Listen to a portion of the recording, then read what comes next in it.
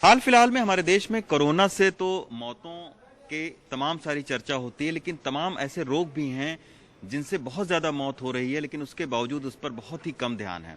जैसे हेपेटाइटिस है। हर साल भारत में तकरीबन 2.5 लाख से ज़्यादा लोगों की हेपेटाइटिस से मौत हो जाती है।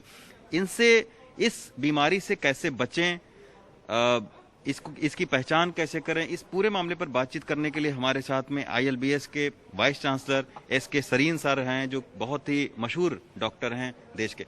सर, ये बताइए कि हेपेटाइटिस की जो बीमारी है सर, उस पर लोगों को जागरूक करने के लिए उनको क्या जानकारी आप देना चाहेंगे?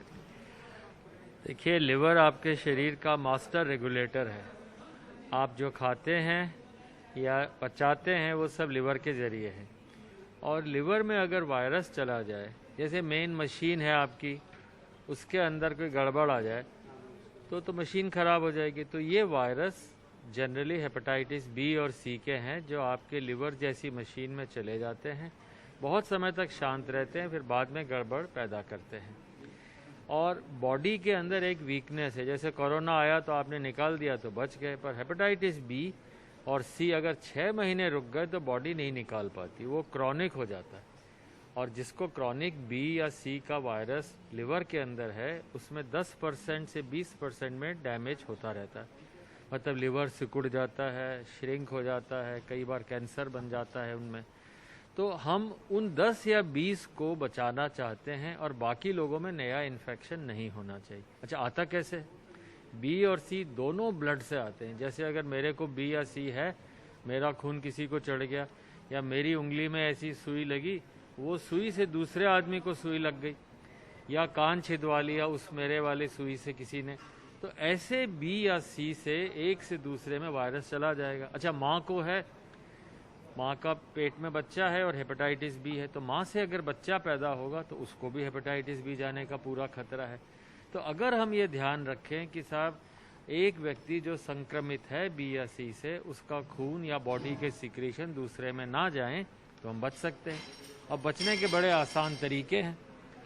अगर आपने वैक्सीन लगा ली, तो जैसे आप कोरोना का वैक्सीन लगाते हैं, सोचते हैं मैं बच गया, तो अगर हेपेटाइटिस बी का वैक्सीन आपने लगवा लिया और बचपन में पैदा होते ही नवजात को लगा दिया, तो ज़िंदगी भर वो 3-4 टीके लगे और ज़िंदगी भर बचा रहा, फिर टेंशन ही नहीं। और बड़ा भी लगवाए या कोई और आदमी हो, सबको हेपेटाइटिस बी के 3 टीके ज़रूर लगाने। तो एक तो बचाव हो गया। अच्छा, अब किसी को हो गया, अब भाई हो गया, माँ से आ गया, तो बेचारे की क्या गलती है? तो समाज उसको अलग कर देता है, ना उससे बात करते हैं, ना बीवी उससे, ना वो बीवी को छोड़ दे, बच्चे को छोड़ दे, नौकरी नहीं मिले। ऐसे लोगों को आप करोगे तो डर के मारे कोई बताएगा नहीं। तो सारे लोगों के टेस्ट कराने ज़रूरी हैं। और इस तरह से अगर हम प्रयास करें तो जिनको बीमारी है उनको दवा दे दें, दवाइयाँ उपलब्ध हैं।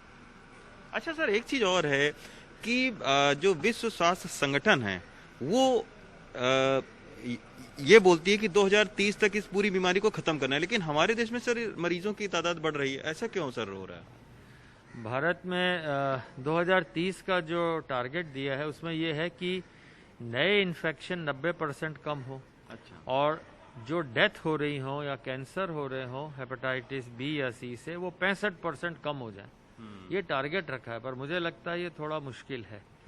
हालांकि भारत का वायरल हेपेटाइटिस कंट्रोल प्रोग्राम विश्व का सबसे बड़े प्रोग्राम्स में से है। मतलब सबको फ्री टेस्टिंग, सबको फ्री इलाज मिल रहा है, पर फिर भी लोग आगे नहीं आते। वो कहाँ? भारत में करीब 4 करोड़ लोग हैं जिनको बी या सी है।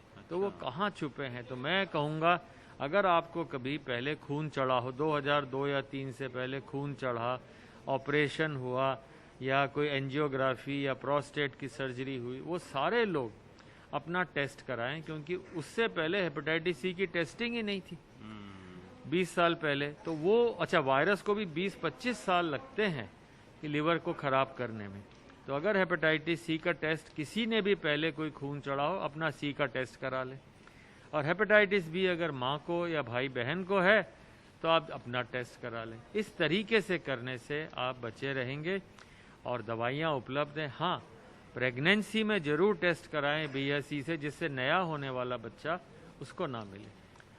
सर एक बात आप और कह रहे थे कि नोटिफाई किया जा रहा है इस रोग को, उससे सर क्या सहूलियत आम मरीज को मिलेगी अगर देखिए, notify अगर ये मेरी एक दरख्वास्त थी हेल्थ मिनिस्टर साहब से कि साहब अगर ऐसी बीमारी जैसे आप कोरोना नोटिफाई है या डेंगू को आपको बताना पड़ता है तो नोटिफाइड डिजीज़ को कर दें तो उसमें एक जिम्मेदारी मरीज की भी और शासन की भी और इलाज देने वालों की भी बन जाती है।